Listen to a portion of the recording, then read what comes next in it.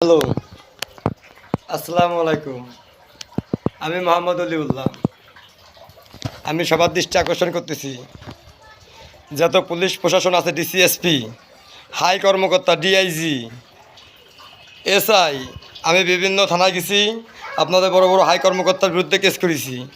ঠিক আছে, আমি এতদিন আন্ডার কাভার ছিলাম মাগুরায়। আম্মু আম্মু এতদিন মাগুরায় আন্ডার কাভার হিসেবে ছিলাম, আন্ডার কাভার হিসেবে যৌথ ছিলাম।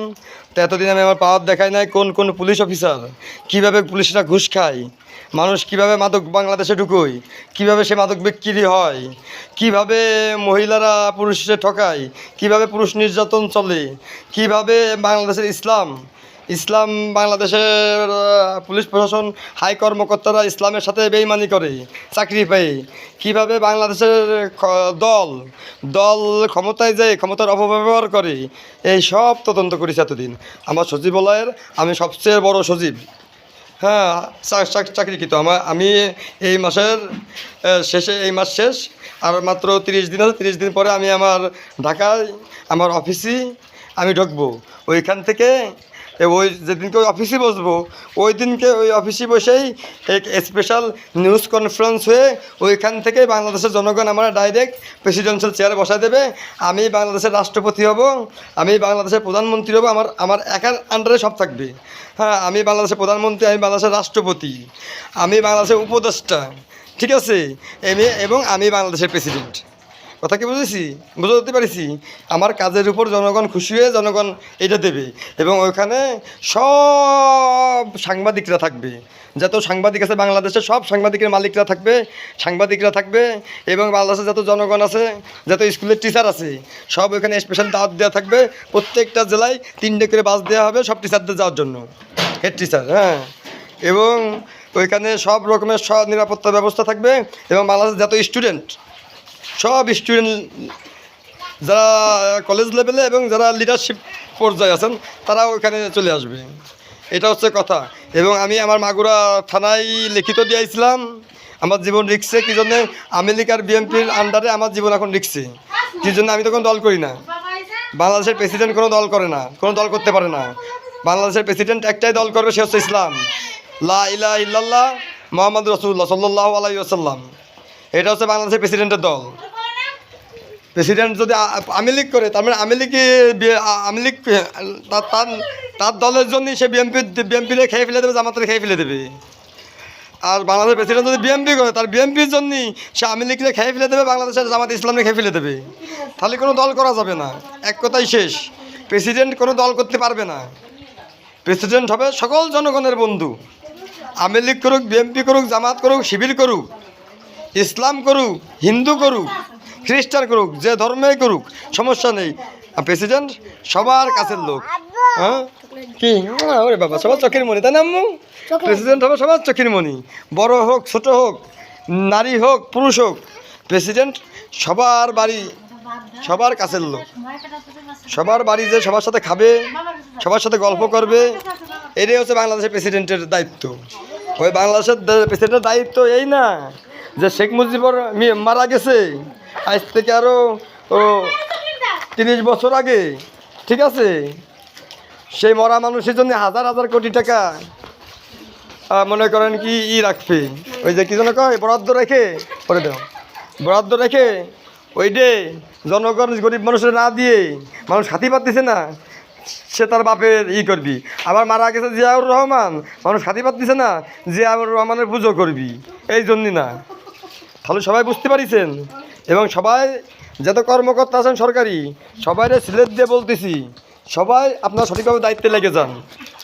এবং আমার বিষয়ে যদি কেউর কোনো বিন্দু মাত্র কমপ্লেন থাকে, জানুয়ারির 15 তারিখে ঢাকায় আমার অফিসে আমি সেই সময় থেকে আমার কাজ চালু হয়ে যাবে।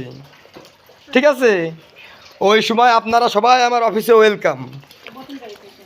এবং আমি এখন আমার নাম্বার দিয়ে দিচ্ছি, এখন থেকে যার যত কমপ্লেন আছে বাংলাদেশে, আপনি জনগণ হন, নিউজ রিপোর্টার হন, আর্মি হন, পুলিশ হন, ঠিক আছে, বাংলাদেশের জনগণের টাকায় আপনার বেতন চলে, জনগণের টাকায় আপনার খাবার চলে। আপনার দায়িত্ব জনগণের সেবা করা। আমি 15 তারিখের আগে দেখতে চাই আপনারা সবাই জনগণের সেবা করতেছেন। জনগণের যদি বাথরুমে যায়, সরকারি কর্মকর্তাকে দায়িত্ব জনগণের বাথরুমে গেলেই পারে বদনা করে পানি দিয়ে আসবি বাথরুমে যাই। এটা তো কর্মকর্তাদের দায়িত্ব, তাহলে কর্মচারীকে দায়িত্ব কী হতে পারে বোঝেনি বাড্ডা। আমি মোহাম্মদ অলিউল্লাহ, আমি এখন আমার বেতন পাইনি, তাহলে আমি যখন তো আমার বেতন পাবো তখন তো এটা বুঝতে হবে আমি আমার কাজ, আমি আমার চাকরি করব জনগণের স্বার্থে। আমি পারলে পরে বিদেশেতে হাজার হাজার কোটি টাকা ওকে কাছে কাটিয়ে নিয়ে এসে বাংলাদেশে ঢুকবো, বাংলাদেশের জনগণের স্বার্থে। ঠিক আছে, আমি আমার সাথে কাজ করব না, আমি আমার সাথে কাজ করলে পারে আমি তো মরলে পারে ওই স্বার্থ নিয়ে যেতে পারবো না। আমি জনগণের স্বার্থে করবো, মরলে পারে কি আমাদের ময়দানের জন্য আমার ভালো একটা ব্যাকআপ থাকে। ইনশাল্লাহ আপনারা সবাই বুঝতে পারছেন। আর আমার ছেলের নাম আয়ান, মেয়ের নাম সুমাইয়া।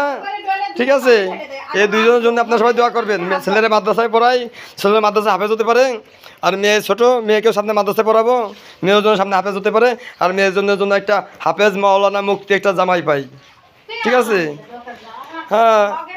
আর ছেলের জন্য, ছেলে যদি বড় হয়, ছেলের জন্য একটা মুক্তি পাই, মেয়ে পাই।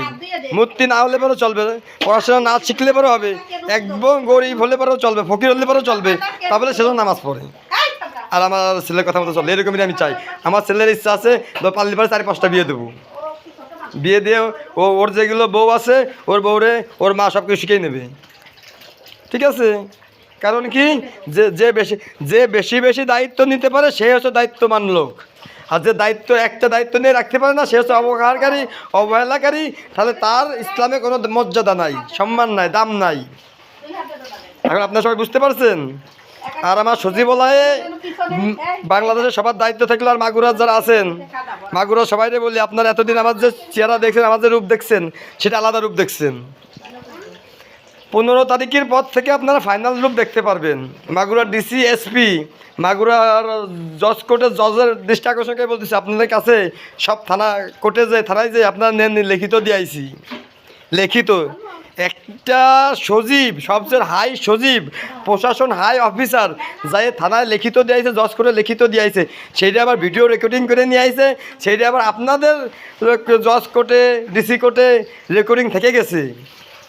যে সময় এটা হাইকোর্টে উঠবে, হাইকোর্টে জজের বিরুদ্ধে কেস হয়েছে, জজ তো পাল্টে যাবে। যে সময় নতুন জজ ওইখানে বসবে, হ্যাঁ, বসে এইসব করবে, তাকে আপনি কিনতে পারবেন না, তখন আপনাকে কি অবস্থা হবে আপনার কি বুঝতেছেন?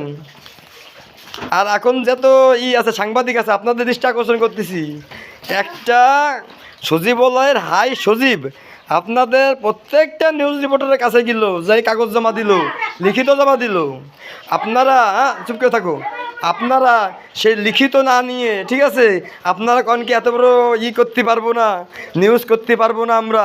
সি সি সি সি, আমার কি খারাপ লাগলো আপনাদের জন্য। আপনারা বাংলাদেশের জনগণের লুটে পিটে খাওয়াতে এভাবে লাগলেন কি জন্যে? আপনাকে নিয়ে কি কেস করা হয়েছে? আপনি কেস করা হয়েছে সচিবালয় থেকে, সময়, NTV, RTV, হ্যাঁ, তারপরে 21 টিভি, তারপরে বাংলাদেশের সরকারি চ্যানেল আছে একটা, ওইটার নামে, হ্যাঁ, এগুলো আরও এই মোট 27টা নিউজ চ্যানেলের নামে কেস করা হয়েছে। এদের লাইসেন্স বাতিল হয়ে যাবে। কী জন্যে? এরা আর্মি প্রধানরে হেল্প করেছে, বাংলাদেশের লুটে পেটে খাতি পুলিশ প্রধানরে হেল্প করেছে, শেখ হাসিনার আমলে শেখ হাসিনারে হেল্প করেছে, বিএমপির আমলে বিএমপিরে হেল্প করেছে। ঠিক আছে, এরা দলের যে সময় যে দল আছে সেই দলের হেল্প করেছে, এরা জনগণের হেল্প করিনি, এরা জনগণের সাথে একটু খাটিনি। আবার সময় হলে পরে দলের হয়ে ওরা জনগণের বুকে গুলি চালাইছে। এইগুলো সব কেস করা হয়েছে। ঠিক আছে, এই কেস সব হাইকোর্টে উঠবে, এবং হাইকোর্টে যে জজ আছে ওই জজ থাকবে না, এই জজটা বাইন্দে ফেলে দেবে নেই 15 তারিখের আগেই, বাইন্দে ফেলে এই জজদের উল্টো কেস লবে না। সব এভিডেন্স চলে গেছে সব দেশে, সবাই আদান প্রদান করতেছে, হ্যাঁ। আর এর ভিতর যদি আমার কিছু হয়ে যায়, তাহলে পরে এই জজ, তারপরে আপনাদের হাইকোর্টের যত উকিল আছে, তারপরে মনে করেন কি যত বড় বড় আছে সাংবাদিক আছে, হ্যাঁ, যত বড় বড় পুলিশ অফিসার আছে, আর্মি অফিসার আছে, এরা কেউ পলাতেও পারবে না। এদের সবার নামে বাংলাদেশে গভর্নমেন্ট ক্রিমিনাল জাস্টিফাই কেস হয়েছে। গভর্নমেন্ট ক্রিমিনাল জাস্টিফাই, আপনারা পাওয়ার নিয়ে পাওয়ার অপব্যবহার করেছেন। কথা কি বুঝতে পারিছি? এখন আপনাকে সবার নামে কেস হচ্ছে, আপনার যে দেশেই যাবেন ওই দেশে গেলে পরে সাথে সাথে হাত করা পড়াই দিবি, আপনাকে টাকা সিজ করে নিবি, ব্যাংকের অ্যাকাউন্ট সিজ হয়ে যাবি।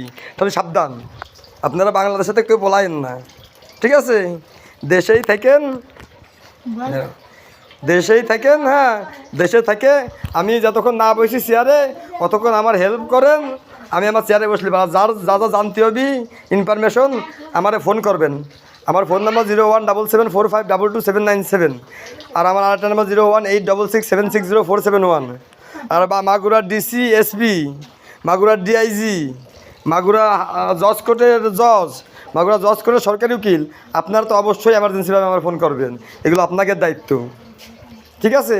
আর আমার কিছু হয়ে গেলে পারে এর আগে, আমি আমার চেয়ারে বসার আগে 15 তারিখে কিছু হয়ে গেলে পারে এর দায়বার আপনারা, আপনাকে নামেও কেস করা হয়েছে, আপনাকে কাছে যে আমি পেপার দিয়েছি ওই পেপার নিয়ে আবার কেস করা হয়েছে ইন্টারন্যাশনাল ইমিগ্রেশনে। খেলা লাগাই দিছি জান। আপনারা এত খারাপ হয়েছেন কি জন্য? বারা আমি কোনো জায়গায় যেই জায়গায় যাই আপনারা বাংলাদেশ জনগণটা একবার লুটে ফুটে খাওয়ার জন্য রায়েন, পরে আবার দিবা নেই। আল্লাহ রাস্তায় ইনশাল্লাহ আমি যেন আমার কাজ সঠিকভাবে পালন করতে পারি। আর আপনাকে যে পুটকির তার ফাটাই ফেলতে পারি যে বিজাতি করেছেন, যত বড় লেভেলেরই সরকারি হাই কর্মকর্তা হন না কেন, এটা আমার দেখার বিষয় না। আমার সাথে আপনার কীভাবে পারলেন এভাবে খারাপ ব্যবহার করতে? পাগল আমার আপনারা পাগল বলে পরিচয় দিতে চাইছেন মাঝখানে। শিকরের আপনারা এইটুকু বুঝতে পারলেন না, শিকরের আমলে শিকরের বাসায় ঢুকে যাচ্ছি, শিকরেদের মারতে যাচ্ছি, শিকরের মন জলই ওরা ঢেকে মেরে ফেলাই দিচ্ছি, লাথি মারতেছি। আপনারা এইটুকু বুঝতে পারলেন না। সেই সময় শেখ হাসিনার আমল, আমি লিখির আমল, আর এখন তো আমি বসার সময় হয়ে গেছি। আপনারা বাংলাদেশের পুলিশ, বাংলাদেশের আর্মি বলে পরিচয় দেন, আবার পরিচয় দেন ইসলাম, আমরা ইসলামিক। আবার আপনারাই আপন ভাইয়ের সাথে কথা বলেন না বছরের পর বছর, ঠিক আছে? যেটা আমার নবীজি মানা করে দিয়ে গেছে যে এক ভাই আরেক ভাইয়ের সাথে কথা 3 দিন না বললে পারে সে মুসলমান থাকলো না। সে আপনারাই আবার পরিচয় দেন আপনারা মুসলমান, সে আপনারাই আবার ইসলাম ছেড়ে দল করেন। রেখে দিলাম, আপনারা যারা আমার ইসলাম করেন তারা আমার ভিডিওগুলিতে বেশি বেশি করে শেয়ার মেরে দেবেন ইনশাল্লাহ। এই বলে রাখতেছি বক্তব্য।